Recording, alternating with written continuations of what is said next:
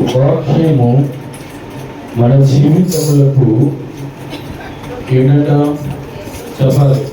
వాక్యం ఏంటి అసలు? వాక్యం అంటే ఏంటి? వాక్యం అంటే ఏంటి అసలు? ఒకటి ఖడ్గం, రెండు వెలుగు అంటారు కదా. ఈ వాక్యము చీకటి గల చోట్ల వెలుగు.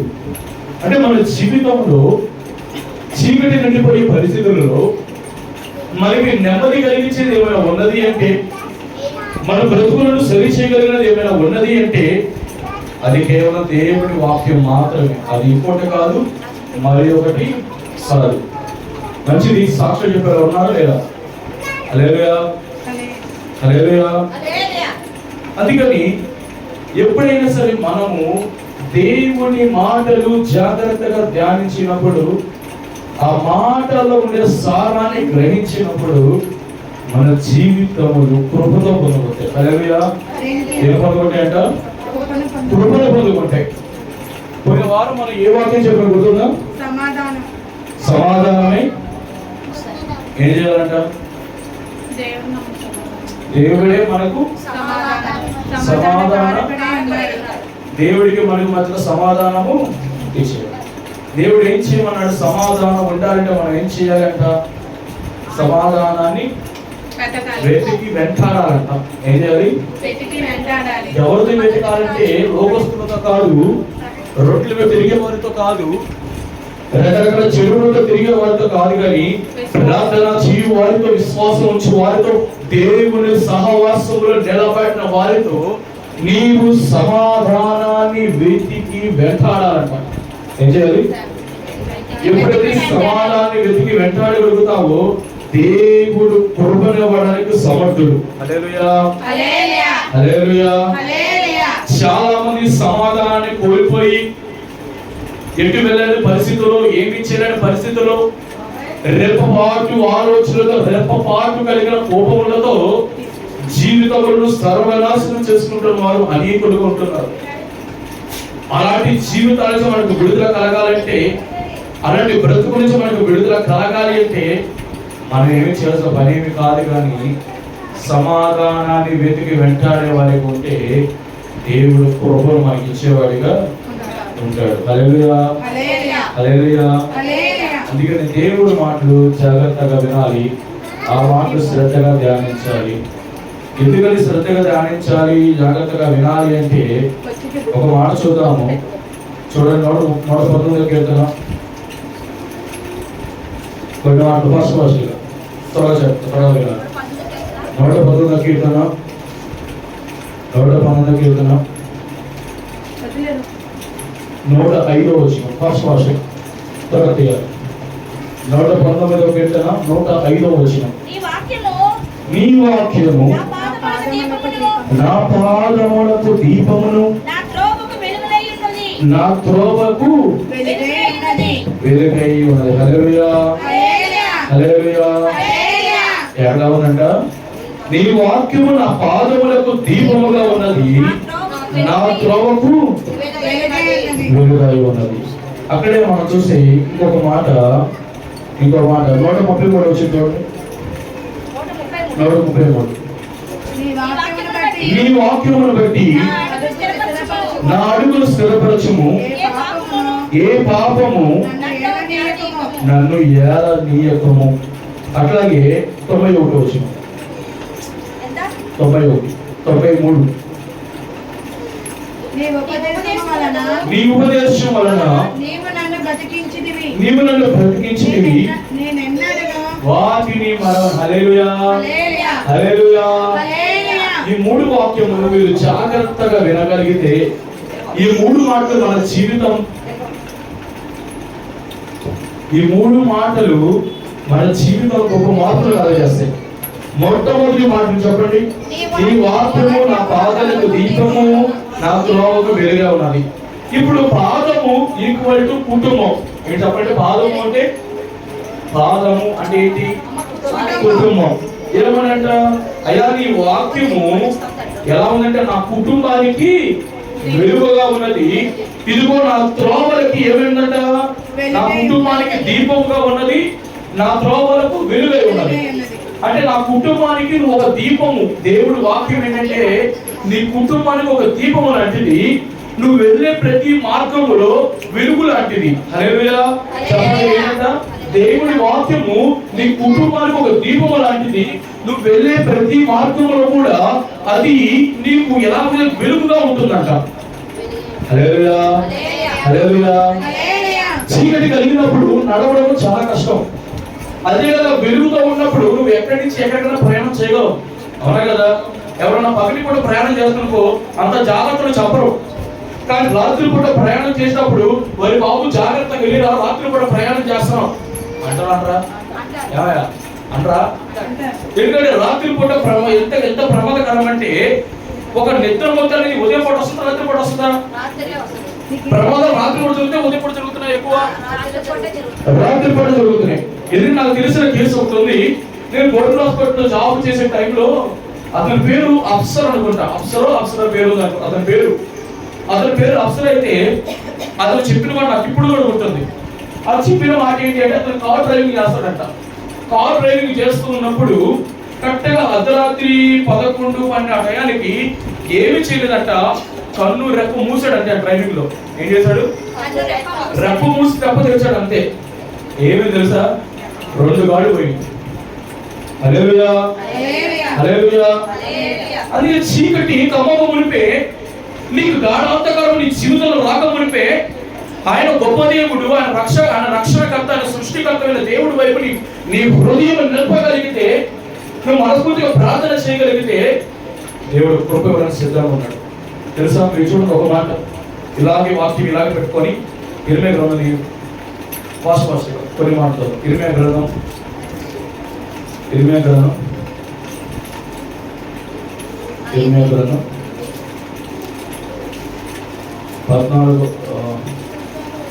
11 వచ్చిన 11 అధ్యాయం. ఇర్మియా గ్రంథము 11 అధ్యాయము 16 వచ్చిన ఫాస్ట్ గా.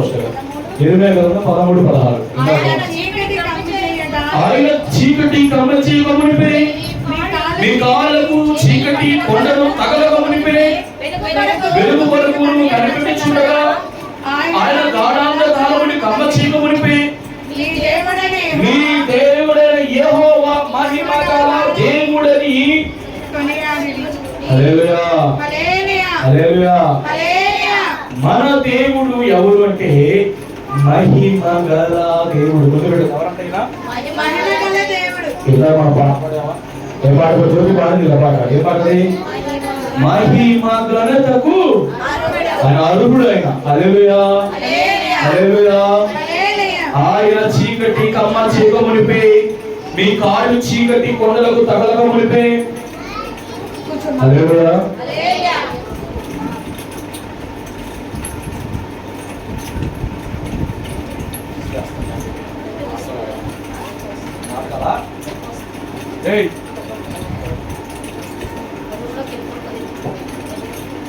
చీకటి కమ్మ చేయక మునిపే, మీ కాళ్ళు చీకటి కొండలకు తగలక మునిపే.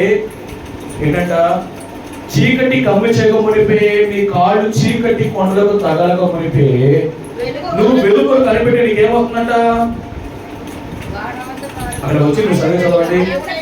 ఆయన దాన్ని గాఢాంధకారముగా చేయక మునిపే. ఏంటి? నీకు కలిగిన వెలుగున్నదే. వాక్యంగా జాగ్రత్తగా ఇందాక ఏం చేయాలో చెప్పండి. ఈ వాక్యము ఆ కుటుంబానికి దీపం, నా మార్గములకు వెలుగై ఉన్నది. చదివి కదా ఇక్కడ అంటున్నాడు. ఆయన ఏమంటాడంటే, మీ దేవు ఆయన దాన్ని గాఢాంధకారముగా చేయక మునిపే, నీ కలిగిన వెలుగున్నదే, నీ కుటుంబానికి కలిగిన దీపం ఉన్నదే, నువ్వు వెళ్తున్న వాళ్ళు నీకు వెలుగు వస్తున్నదే, దాన్ని ఆయన గాఢాంధకారముగా చెయ్యక మునిపే, ఆయన మహిమ గల దేవుడు వల్ల కొనియాడ దేవుని.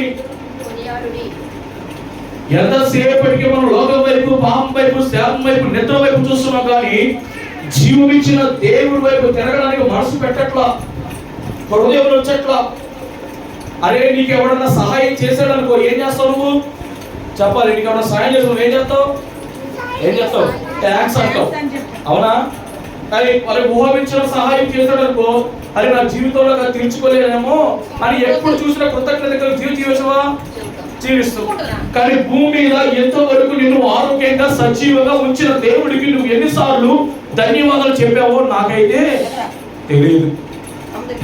ప్రతి దినము భూమిలో బ్రతుకుతున్నందుకు దేవుడి కృతజ్ఞతలు చెల్లించాలి. ఈ రోజు నిమిషం చూడని వాడు, ఈ రోజు ఎరగని వాడు ఎంతో మంది కాలగర్భంలో సమాధులు పెట్టబడ్డారు.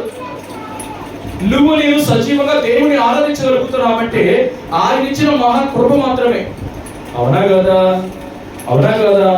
ఏం ఆ కృప అంటే, నీ కుటుంబానికి ఆయన దీపంగా ఉన్నాడు, నువ్వు వెళ్ళే మార్గంలో వెలుగు ఉన్నాడు. కాబట్టి అన్నారు కదా, నీ కుడి పక్కన 1000 మంది పడినా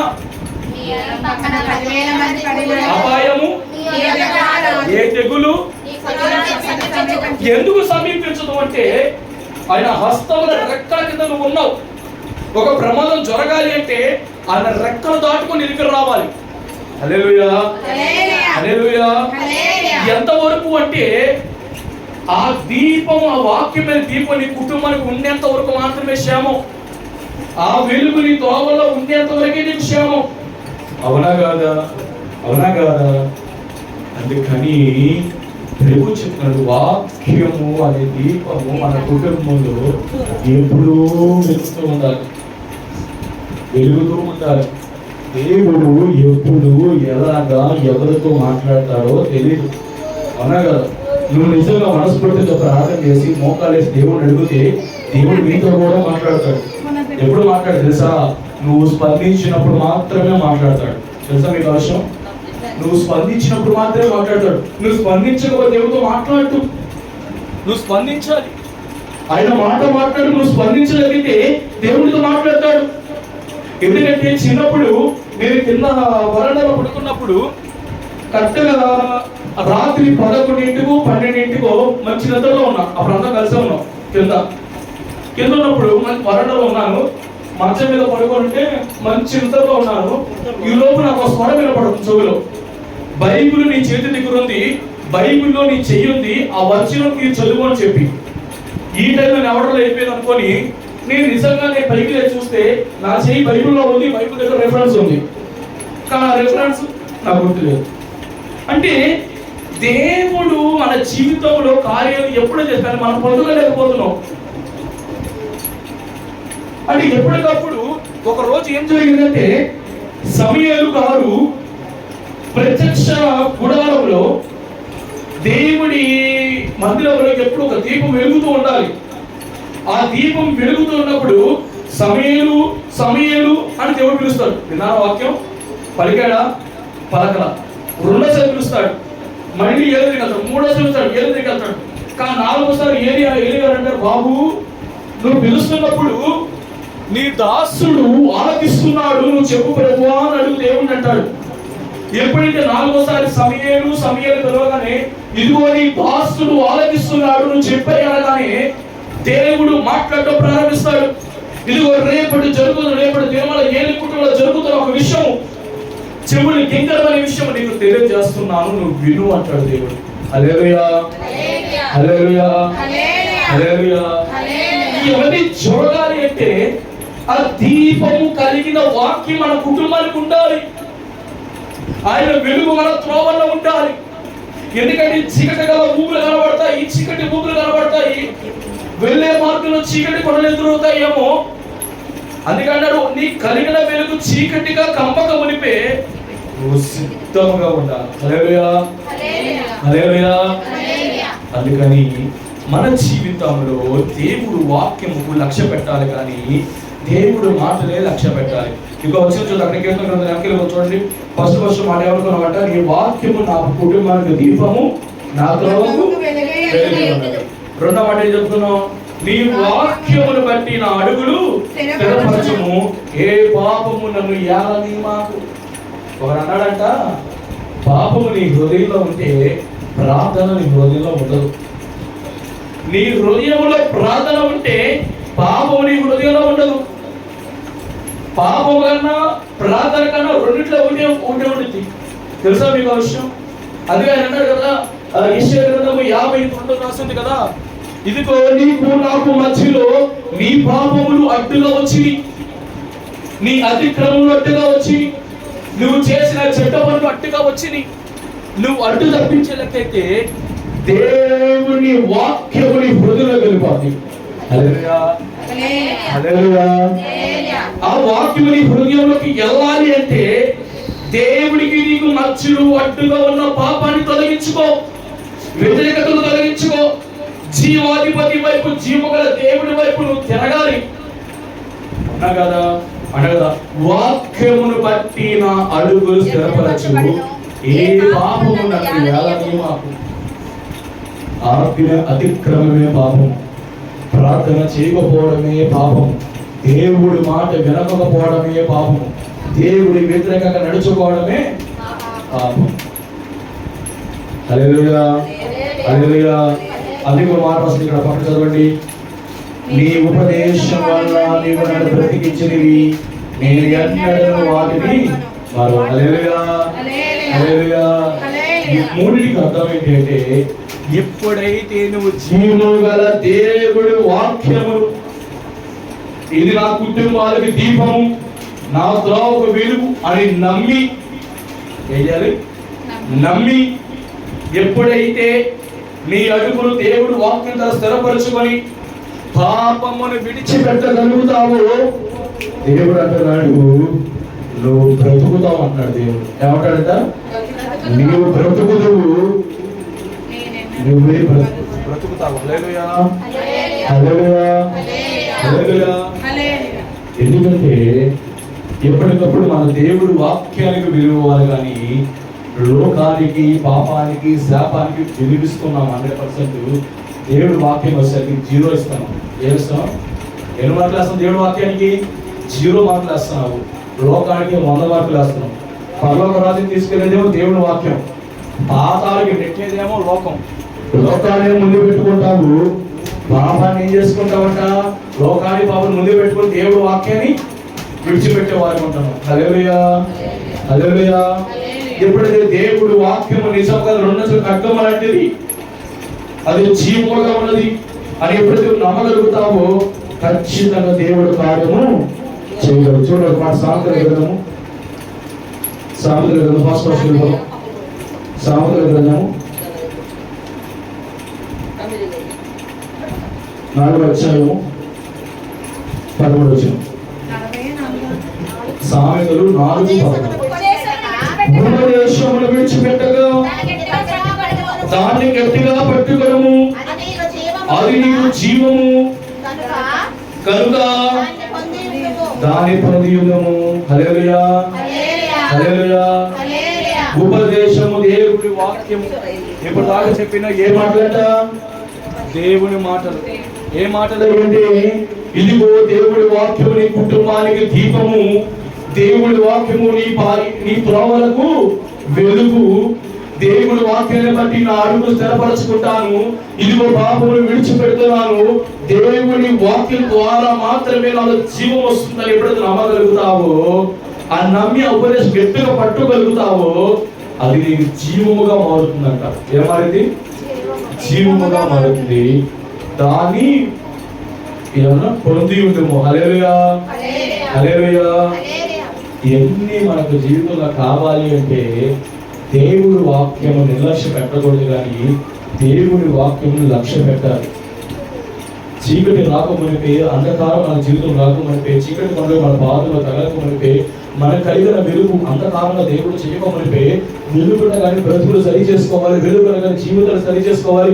జీవాధిపతి వైపు నీ ప్రాణాత్మ దేహములను నువ్వు నడిపినప్పుడు దేవుడు కార్యం మన జీవితంలో ఖచ్చితంగా జరిగింది.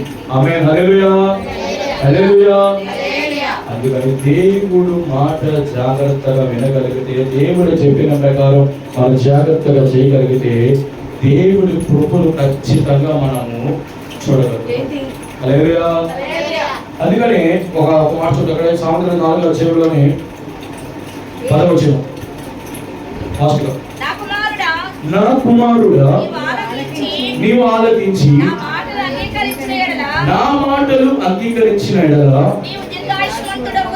హల్లెలూయా, ఆయన మొట్టమొదటిగా ఉపదేశము వినడం వలన ప్రయోజనం ఏమిటి అంటే, ఒకటి జీవమును పొందుకుంటావు, రెండోదిగా ఆ జీవము గల మాటలు అంగీకరించిన దీర్ఘాయుష్మంతులు అవుతావంట.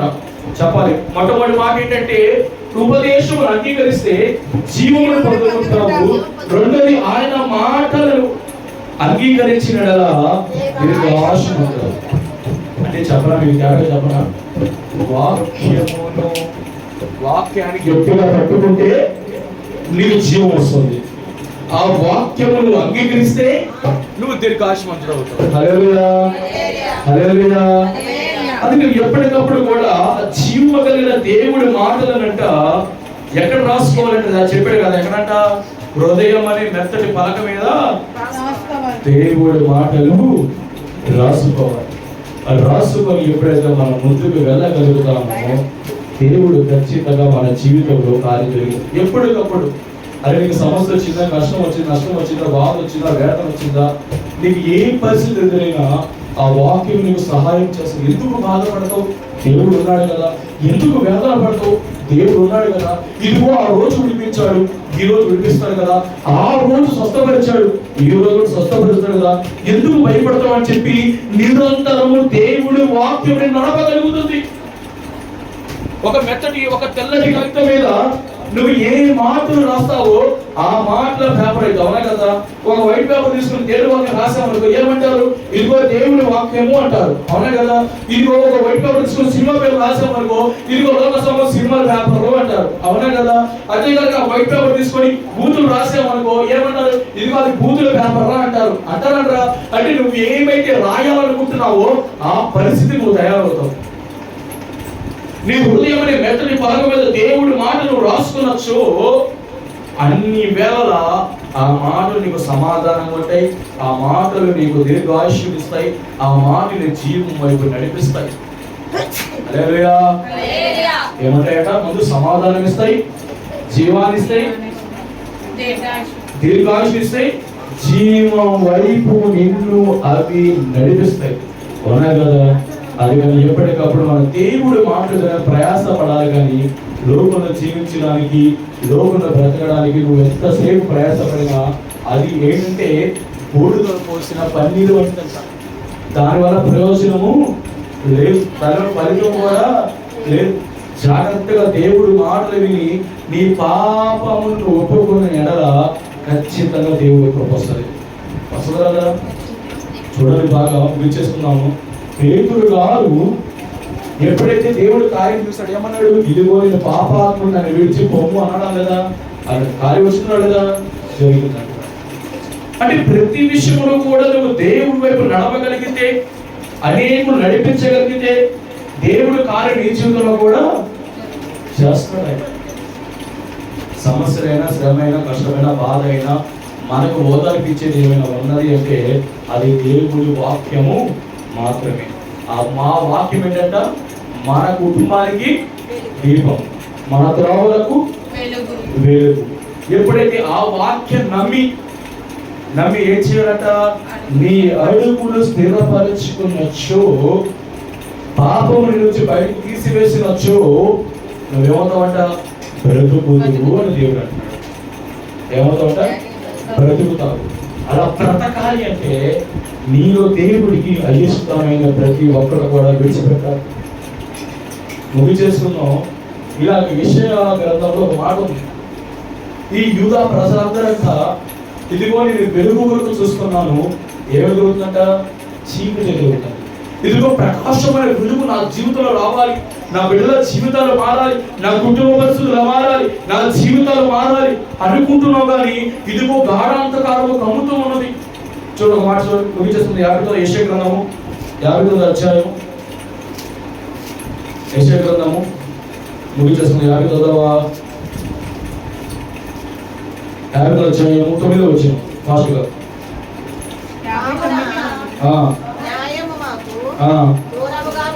దూరముగా ఉన్నది, నీతి మమ్మను కలుసుకున్నట్లేదు, వెలుగు కొరకు మేము కనిపించుకొనుచున్నాము కానీ చీకటి ఎదురొచ్చున్నది, ప్రకాశము కొరకు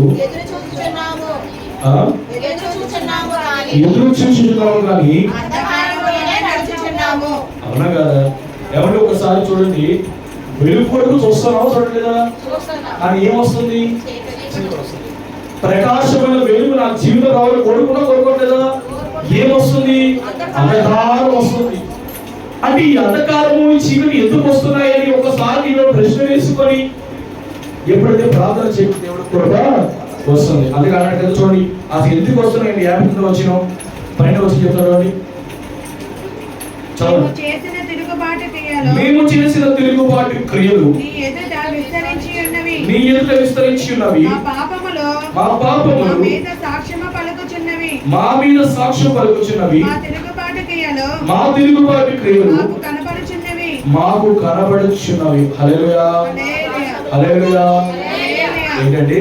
పాపమేమో సాక్ష్యం పలుకుతుందంట, తిరుగుబాటు క్రియలు కనబడుతున్నాయంట, దోషములు తెలిసే ఉన్నారంట. హల్లెలూయా. చెప్పండి, పాపం ఏం చేస్తుంది?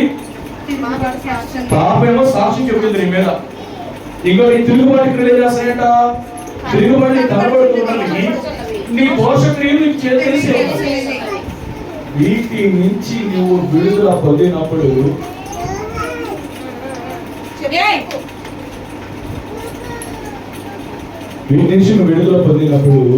కలిసి దేవుడికి వస్తుంది. చాలా మంది ఎందుకని వెలుగు అంటే ఏమైనా దేవుడి విడుదల పాపం మన జీవితంలో ఉన్నదా ఏమో ఉన్నదని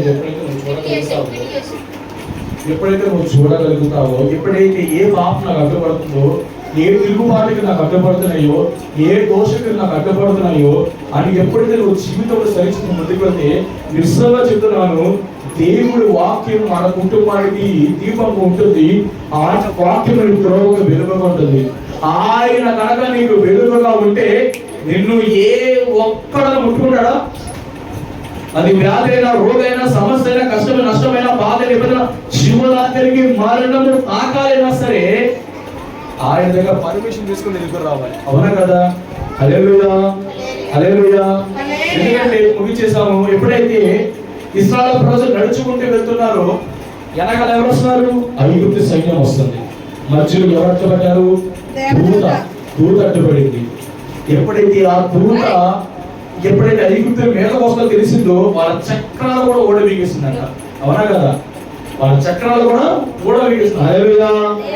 అందుకని మన జీవితంలో ఎప్పటికప్పుడు దేవుడు వాక్యానికి సమయం ఇవ్వాలి, దేవుడు మాట్లాడడానికి ప్రయాసపడాలి, దేవుడి వాక్యం ప్రకారం నడవాలి. ఏం చేయాలంటే దేవుడి వాక్యానికి సమయం ఇవ్వాలి, దేవుడి వాక్యం వినడానికి ప్రయాసపడవాలి, దేవుడి వాక్యం ప్రకారం నడవాలి.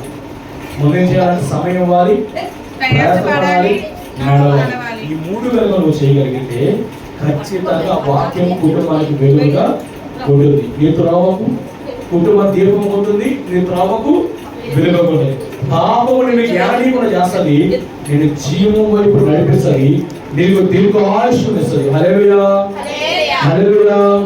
అటువంటి కృప దేవుడు మనందరికీ దయచేయను గాక. చిన్న ప్రార్థన దేవుడు దేవుడు దీవించును గాక. ఆమె ప్రార్థిస్తున్నాం. పరిశుద్ధుల సహాయం చేయండి అయ్యా. ఈ వాక్యము మా కుటుంబానికి దీపం, నీ వాక్యము మా త్రోవలకు వెలుగు అయ్యా. నీ వాక్యము మా అడుగులు స్థిరపరుస్తుంది. నీ వాక్యము అయ్యా ఏ పాపము మమ్మల్ని ఏలనీయకుండా చేస్తుంది అయ్యా. నీ వాక్యము మమ్మల్ని బ్రతికిస్తుంది అయ్యా. నీ వాక్యము వాళ్ళ జీవాన్ని నింపుతుంది అయ్యా. నీ వాక్యము మా బ్రతుకులు సరిచేస్తుంది అయ్యా. నా తండ్రి పరిశుద్ధ ఆత్మదేవా, నీ వాక్యము మా జీవితంలో వెలిగిస్తుంది ప్రభువా. అటువంటి వాక్యము నా తండ్రి అయ్యా, నా తండ్రి హృదయమైన మెత్తటి పలకల మీద రాసుకోవడానికి దేవా, స్థిరముగా ఉండడానికి నా తండ్రి అయ్యా మీరు సహాయం చేయమని ప్రార్థిస్తున్నాను అయ్యా. మీరే కృపదనివ్వమని ప్రార్థిస్తున్నాను ప్రభువా. పరిశుద్ధ ఆత్మదేవా, ప్రతి విషయం మీరు సహాయం చేయమని ఈ చిన్న ప్రార్థన నా వచ్చిన యేసయ్య నామములో అడుగు పట్టుకున్నాము నా ప్రభువా. ఆమేన్ ఆమేన్. మంచిది. కాలు పట్టుకుందాం.